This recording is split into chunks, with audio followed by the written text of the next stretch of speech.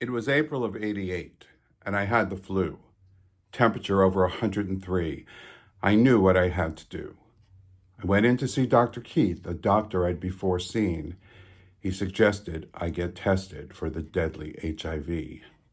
I had made a deal with my boyfriend, though.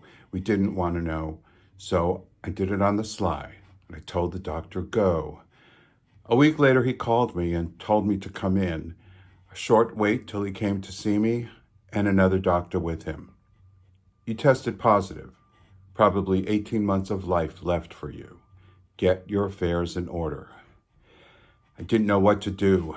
I couldn't let this happen. I was only 36, yet I'd seen much younger lose their lives to this dreaded disease.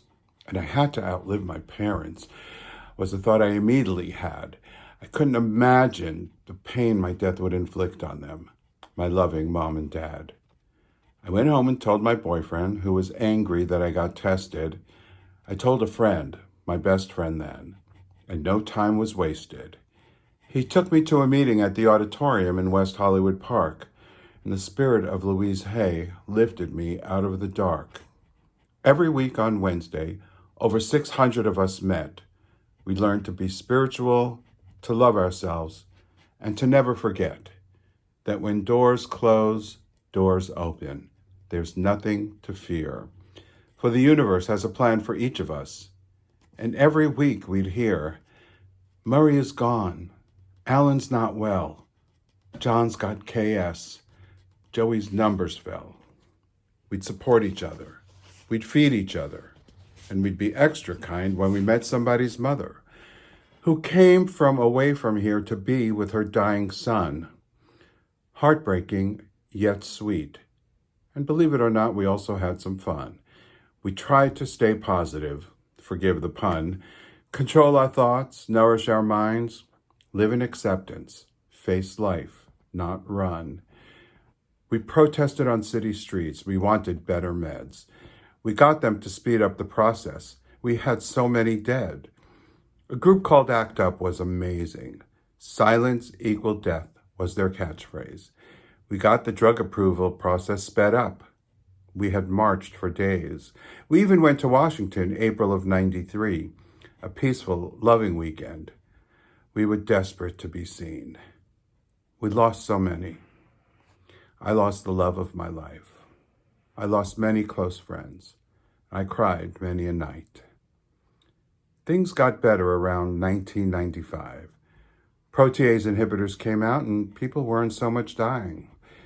The meds were still difficult, nausea, pain, and aches then, but if you wanted to live, you had to suffer and take them. I realized at some point how darn lucky I was. Sometime after 15 years of AIDS world I was living in, we all stopped making a fuss. People weren't dying. We weren't getting sick.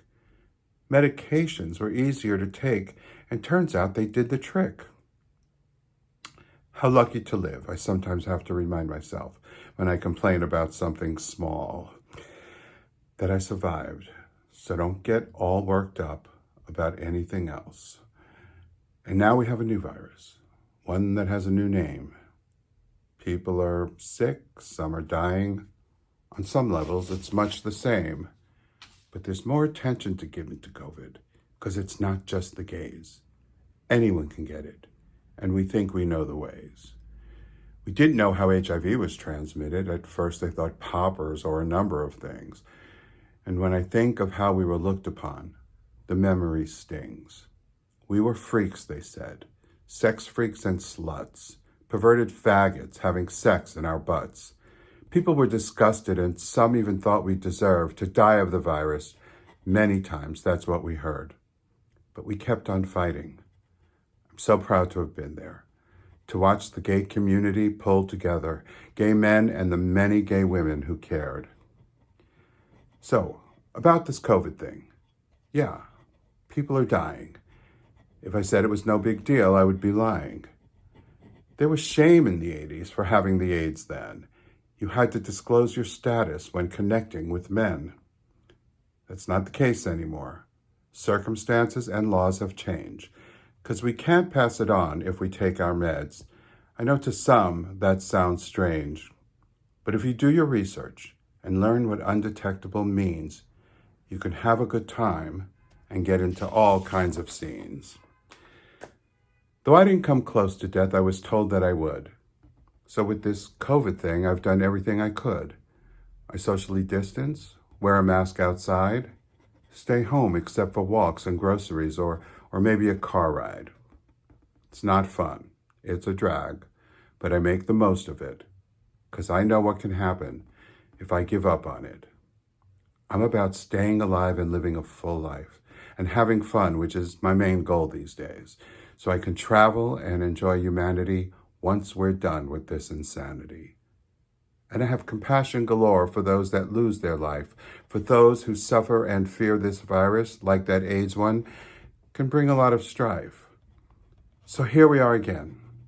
Not as many people dying, and the drug companies on this one quickly for a vaccine to develop, they're all trying. So it's different, not the same, but also deadly, not a game. The hope is it becomes under control, that there's no transmission. I'll be as safe as I can be till then. That's my current position.